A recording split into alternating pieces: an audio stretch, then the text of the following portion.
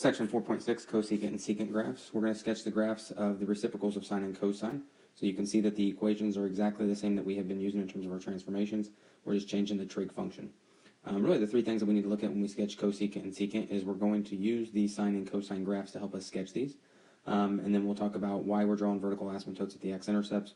And then also in terms of why the shapes have kind of changed from nice smooth curves to these U-shaped graphs at the max and min that go towards the asymptote. So let's just start with the graph of y equals cosecant x. This is the parent function of cosecant, so we're going to have a lot of things here that are just ones. So for example, the amplitude actually does not exist. The number in front of cosecant is 1, so the a value is 1, but it doesn't actually have an amplitude, and we'll talk about that in a little bit. The period still represents 2 pi divided by the b value, which is the value in front of x. So the period is still 2 pi, and the interval is still divided by 4, so it's still pi divided by 2. Since it is the parent function, we have no reflection, we have no vertical translation, and no horizontal shift. You don't have anything being added to the cosecant or the x value. So once again, this is your parent function. So cosecant is the reciprocal of sine. So cosecant of x is 1 over sine of x. So if you think about the sine graph, and we're going to go ahead and mark off our intervals and our period. So the period is 2 pi, and the intervals are pi over 2. 2 pi over 2, which is pi, and then 3 pi over 2. And we'll also go in the other direction to do negative 2 pi. And so we're going to look at the sine graph and then kind of compare it in terms of the reciprocal. So when we do this, and we'll get our y-axis labeled here. All right, so when we go ahead and graph the sine graph, so sine starts in the middle, and then it goes to the max, back to the middle, to the min, and then back to the middle. Now I want you to think about this. Cosecant's the reciprocal of sine. So what's the reciprocal of 0? That's undefined. So that means we have a vertical asymptote at that value. Okay? This point is at y equals 1. Well, what's the reciprocal of 1? Stays 1. So that's going to be a point on cosecant. Once again, we have y equals 0 at pi. The reciprocal of 0 is undefined. So we have another vertical asymptote. At 3 pi over 2, y is equal to negative 1. Well, what's the reciprocal of negative 1? Stays negative 1. And then at 2 pi, we're back to doing the reciprocal of 0. So we have another vertical asymptote. So you can see we have a vertical asymptote every second interval as we go.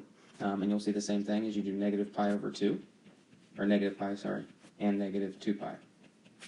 So there's all the vertical asymptotes. And we can also graph the sine curve here. Back to the middle, max, back to the middle. And so what we have is the cosecant's the reciprocal. Well, what happens if you took the reciprocal of, let's say, 1/2? Well, that would be 2. So you'd have something up here. And so same thing happens on the other side. So if you take the reciprocal of 1/3, you have 3, and things like that. And so the graph is going to look like these U-shaped curves hitting the max and min points. And once again, think about reciprocal of all those values for the sine graph that we're doing. And so you have vertical asymptotes, and then you have those max and min points that create the cosecant curve. So what is the domain? Well, you can see all these breaks in the graph. So the domain, instead of writing in interval notation, we're going to do set notation. The domain is going to represent x such that, and you can see that at pi, 2 pi, negative 2 pi, 3 pi, things like that, that's where they're going to occur. So we're going to say that x cannot equal these values of n times pi, and we want n to represent an integer. So x such that x cannot be n times pi where n represents an integer. So we're going to say where n is an integer. And every time that occurs, there will be a vertical asymptote. With the range, you can see that it goes on forever in terms of y, and even negative infinity as well. But then we have this gap where sine doesn't have any of those points. And so we have all the values from negative infinity to 1, and from negative infinity to negative 1, and from 1 to infinity. So the range includes from negative infinity to negative 1, including negative 1, or from 1 to infinity. And that represents the range of the cosecant graph. So when you go to do cosecant graphs, you're really going to do the sine graph, and then you're looking for those vertical asymptotes where the middle of the graph occurs, and then you're going to draw U-shapes from the max and min towards those asymptotes. For the secant graph, secant is the reciprocal. Secant of x is the reciprocal of cosine. Once again, the amplitude, we don't have an amplitude, but the important thing is we know a is 1, the period is 2 pi again, and then 2 pi divided by 4, because we're still breaking it into 4 with everything, is pi divided by 2. And once again, since we're looking at the parent function of secant, we don't have any reflections, vertical translations, or horizontal shifts. So we'll start by breaking the graph up once again into its interval and period. We will create the points of cosine. Cosine starts at the max, which would be 1. So we have 1 back to the middle, to the min, middle, max. And I'm going to go on the negative side as well. So middle, min, middle, max. If it helps, you can draw in the cosine and sine curve, but please draw it in as a dotted line as it's not part of the actual graph. So now we want to graph where the vertical asymptotes occur. They occur, once again, when you take the reciprocal of 0 and get undefined, which will happen in the middle of the graph. So it'll happen at pi over 2, and then every pi from there. So you can, once again, go in each direction to create those vertical asymptotes, always occurring at the x-intercepts or the middle of the graph once we do other transformations. And then you will graph secant at the max and min points. So at pi, you'll have the graph going down. At 0, it'll open up. At negative pi, it'll open down. And I can graph kind of part of the curve on each of those ends as well. And so that represents the secant graph. What is the domain? Well, once again, if you're looking at the domain, it's not easy to do in interval notation. We'll do it in set notation. So x such that, and we want to say x cannot equal, in this case, look at your first value here at pi over 2. So x cannot equal pi over 2, and we want to say n times pi over 2 as that multiplier. So n times pi over 2, where n is going to represent what number? So x such that x cannot equal n times pi over 2, where n is an odd integer. And if you look at this, it has to be an odd integer, because if it was just an integer and you multiplied pi over 2 times, let's say 2, you would get pi. Well, there's not a vertical asymptote at pi. It occurs every other. So therefore, on this one, you have to say where n is an odd integer.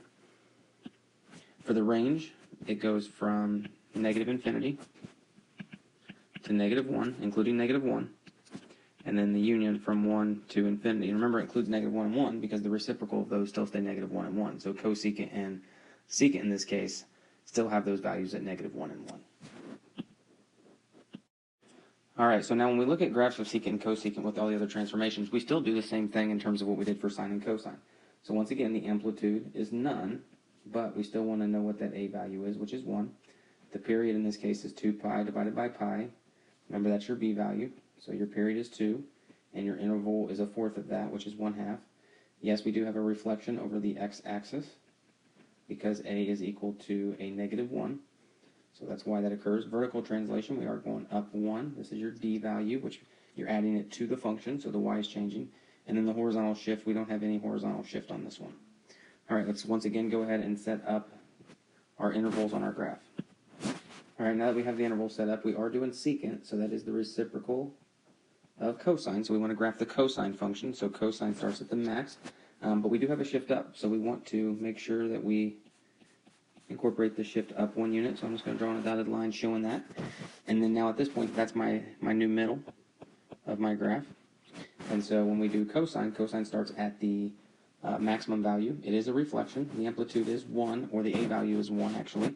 And so instead of starting at the maximum value, we will now start at the minimum value because of the reflection. So it'll start at 0, 0. That's the min, so the next one will be at the middle. Then at the max, and the a value is 1, so that's that stretch. Back to the middle, and then to the min. And then I'll go the other direction as well on the negative side. Okay, so if you want to graph that cosine curve in, that's fine. If you just want to leave it like that and look for those values of 0 where the graph is undefined, because when you take the reciprocal of 0, so the middle of the graph where these occur, you'll have your vertical asymptotes. then that will give you where your max and mins are, and that's where your graph will be. So your graph will occur here, here, and then here. And so that represents your secant graph. Your domain, once again, is x such that x cannot equal where the vertical asymptotes. They occur at 1/2, and then every 1 unit from there. So x cannot equal n times 1/2, which would be n over 2. All right, so x cannot equal n over 2, where n is an odd integer or an integer. Well, it's going to be an odd because, once again, if you multiply by 2, it's going to put you at 1, where there is no vertical asymptote. So it is an odd integer again. And then your range will go from negative infinity up to 0, and then from 2 to infinity. So you can see that here where that's going to be the 2 and then at 0, and then nothing occurs in between there where the sine or the cosine curve is. All right, and then the last example is another cosecant graph. This one will do a horizontal shift so you can see in terms of rewriting that equation. But once again, setup's the same. Now in this one, we do need to rewrite your equation as y equals 2 cosecant, and the reason we need to rewrite it is because this 2 is with the x, so we're going to factor out the 2, and so when you factor, you divide, so divide pi by 2, and you get pi over 2, and you can distribute that back through to see that, and then that's going to represent your equation, so we can talk about all the different characteristics. So once again, there's no amplitude on cosecant and secant, but the a value is 2. The period is 2 pi divided by 2, and that represents this number. That's the b value, and that will be a period of pi, and then your intervals are 1/4 of that. There is no reflection. Vertical translation, that's what's being added to the function, so it's going down 2 units.